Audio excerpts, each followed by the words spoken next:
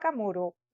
ಕೂಗುತ್ತಿದೆ ಪಕ್ಷಿ ಪ್ರಶ್ನೆ ಹಾಕಿದ ಪದಗಳ ಬದಲಾಗಿ ಬೇರೆ ಪದಗಳನ್ನು ಬಳಸಿ ಬರೆಯಿರಿ. ಮಾದರಿ: ಆ ವನವು ಗಿಡ ಮರಗಳಿಂದ ಕಂಗೊಳಿಸುತ್ತಿದೆ. ಬೇರೆ ಪದಗಳನ್ನು ಬಳಸಿ ಬರೆದಿರುವ ವಾಕ್ಯ: ಆ ವನವು ಗಿಡ ಮರಗಳಿಂದ ಕಣ್ಣಿಗೆ ಹಬ್ಬವನ್ನು ಉಂಟು ಮಾಡುತ್ತಿದೆ. 1. ಎಲೆಗಳು ಉದುರಿ ಮರದ ಸೊಬಗು ಬಣ್ಣಗೆಟ್ಟಿತು. ಬೇರೆ ಪದ ಬಳಸಿರುವ ವಾಕ್ಯ: ಎಲೆಗಳು ಉದುರಿ ಮರದ ಸೊಬಗು ಕಳೆಹೀನವಾಗಿತ್ತು. 2. ಜುಳು ಜುಳು ಹರಿಯುವ ನೀರಿನ ಸೊಬಗೇ ಸೊಬಗು.